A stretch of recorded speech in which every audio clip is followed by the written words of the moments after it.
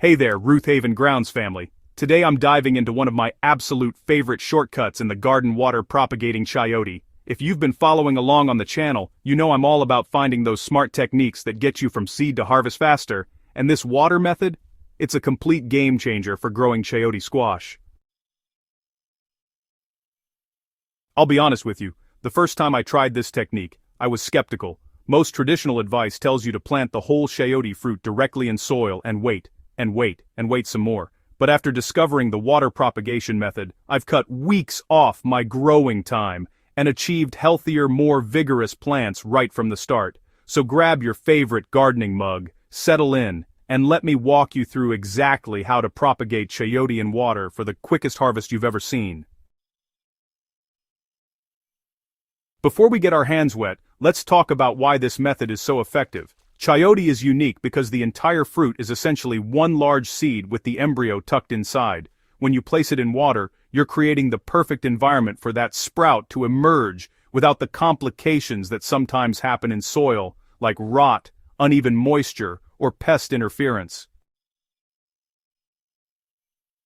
Water gives you complete visibility and control. You can watch the roots develop day by day, monitor for any issues immediately, and ensure your chayote gets exactly what it needs during this critical early stage. Plus, water-started chayote plants tend to develop more robust root systems before transplanting, which means they hit the ground running once they're in your garden bed. I've grown chayote both ways, and I can tell you from experience that water-propagated plants consistently outperform their soil-started counterparts in those crucial first few weeks. They establish faster, show more vigorous growth, and generally start producing fruit earlier in the season. Success with this method starts at the selection stage, and this is where many gardeners stumble without realizing it. You want a mature chayote that's ready to sprout, not just any fruit from the grocery store. Look for chayote fruits that are starting to show signs of sprouting or are slightly wrinkled. Fresh, firm chayotes straight from the produce section often won't sprout for weeks because they're too immature. The sweet spot is a chayote that's been sitting for a week or two at room temperature. You might even see a small bump or crack where the sprout is getting ready to emerge. Size matters too.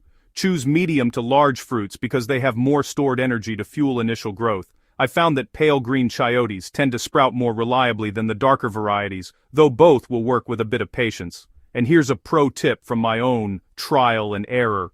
Organic chayotes often sprout faster because they haven't been treated with sprout inhibitors that commercial produce sometimes receives. Now, let's get to the fun part. Actually setting up your propagation system. This couldn't be simpler, but there are a few key details that make all the difference.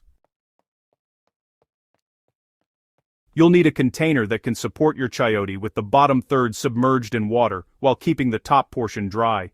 I've used everything from mason jars to repurposed deli containers, but my favorite setup involves a clear glass or plastic container wide enough to let the chayote rest comfortably on top. Some gardeners use toothpicks stuck into the sides of the chayote to suspend it over the water, just like you'd do with an avocado pit. This works perfectly fine, though I prefer using a container with a mouth just narrow enough that the chayote naturally sits with its broader bottom in the water. So, the pointed end of the chayote, where you can see a slight indentation, should face up because that's where the shoot will emerge. The rounded bottom goes in the water because that's where roots will develop. Getting this orientation right is crucial, so take a moment to examine your chayote and identify which end is which. Next, fill your container with room temperature water until the bottom third of the chayote is submerged. Don't use cold water straight from the tap, and definitely avoid hot water. Room temperature water encourages faster germination and root development. Here's where patience becomes your best gardening tool, but I promise the wait is worth it. Understanding the timeline helps you know what's normal and what might need adjustment. During the first week, you might see absolutely nothing happening on the surface, and that's completely normal. Underground, or rather underwater, cellular activity is ramping up.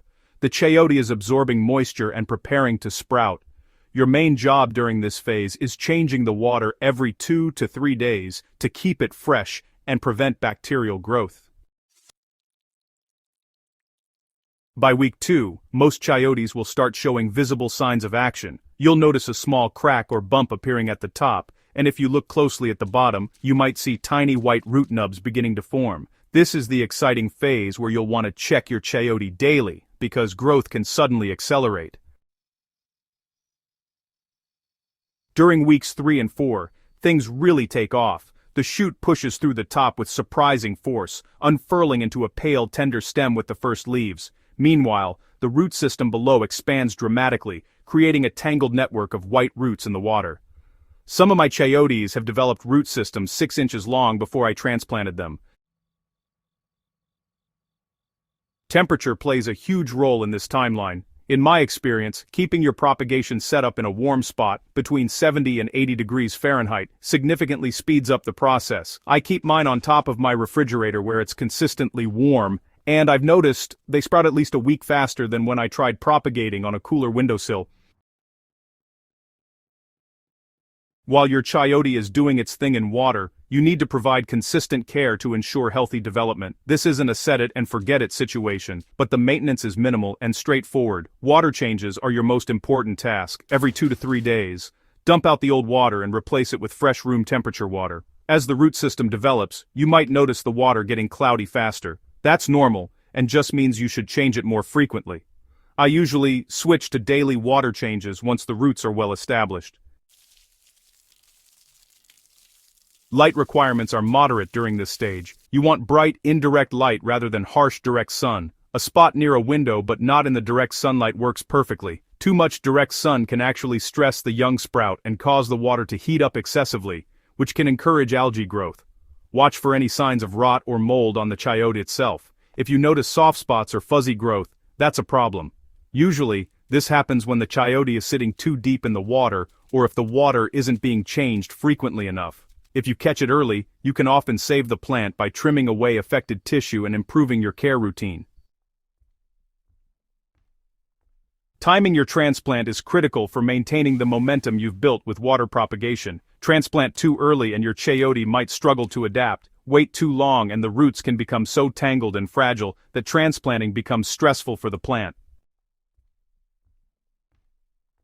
The ideal transplant window arrives when 3 conditions are met. First, you want a shoot that's at least 4 to 6 inches tall with several true leaves developed. Second, the root system should be robust with multiple roots at least 3 to 4 inches long. Third, and this is often overlooked, the chayote fruit itself should still feel relatively firm, indicating it has stored energy left to help the plant establish in soil. You know, I've learned through experience that sunny, mild weather is really your friend during transplanting. It's best to choose a calm day without any extreme heat or cold, and try to transplant in the late afternoon or evening. That way, the plant has overnight to recover from the stress of moving. Transplanting your water-propagated chayote does require a gentler touch than you'd use with typical transplants, since those water-grown roots are, well, just more delicate than soil-grown roots. But hey, don't let that intimidate you. With the right approach, this is still a pretty straightforward process. Make sure to prepare your planting site before you remove the chayote from water. Chayote is a vigorous vining plant that really needs rich, well-draining soil and plenty of space. I like to dig a hole about twice the size of the chayote fruit itself and amend the soil with lots of compost. The soil should be loose and friable so those tender roots can spread out easily. Here's the technique I use for minimal root disturbance.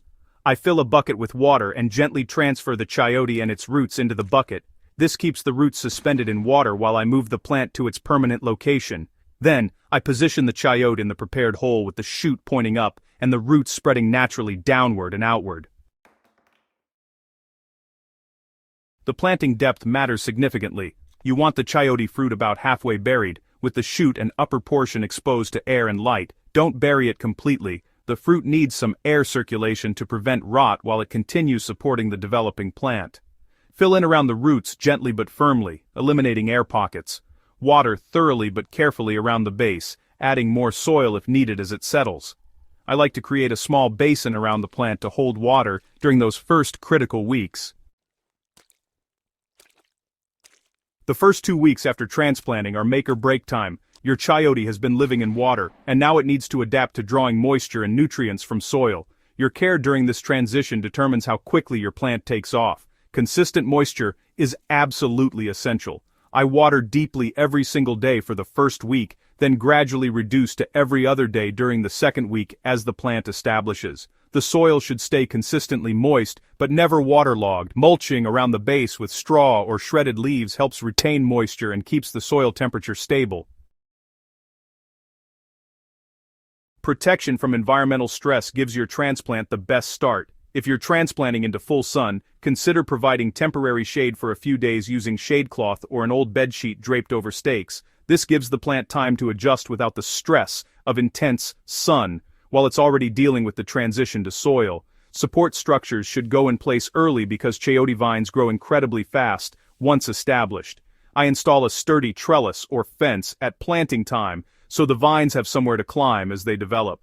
Trust me, trying to add support later when you have 10 feet of tangled vines is no fun at all. Once your chayote is established and actively growing, usually about 3 to 4 weeks after transplanting, you can really pour on the resources to push it toward early fruiting. This is where the quick harvest part of our water propagation method really shines. Fertilization makes a dramatic difference with chayote. These are heavy feeders that respond beautifully to regular feeding. I use a balanced organic fertilizer every 2 weeks, and during the peak growing season, I supplement with compost tea every single week. The vigorous growth you'll see is genuinely impressive. Water deeply and consistently because chayote vines are mostly water and produce watery fruits. I've found that inconsistent watering leads to slower growth and can even cause flower drop before fruit sets. In hot weather, established chayote plants in my garden need water every other day at minimum. Vine training and pruning helps direct the plant's energy toward fruit production rather than excessive vegetative growth. Once the main vine reaches your trellis top, I pinch it out to encourage lateral branching. More branches means more flowers, which means more fruit and a faster harvest. Even with the water propagation advantage, you might encounter a few hiccups. Knowing how to identify and solve these problems quickly keeps your chayote on track for that quick harvest we're aiming for. Slow or no sprouting is the most common frustration. If your chayote hasn't shown any signs of life after 3 weeks in water, the fruit might be too immature or possibly damaged. Try moving it to a warmer location, make sure you're changing the water regularly, and be patient for another week or two. I've had chayotes take 5 weeks to sprout but then grow like absolute weeds once they started. Root rot, usually shows up as brown, mushy roots instead of those healthy white ones you want to see. This, most often, comes from water that's not being changed often enough, or water that's just too cold. If you catch it early though, aggressive water changes, and removing any damaged roots can really save the plant. Try positioning the chayote so a little less is submerged, which helps improve air circulation. Now, if you notice weak, leggy growth after transplanting, that's typically a sign of not enough light or maybe too much nitrogen compared to other nutrients. Make sure your planting location gets at least 6 hours of direct sunlight every day, and double-check that your fertilizer isn't too heavy on nitrogen, since that boosts leaf growth but can actually hurt fruit production.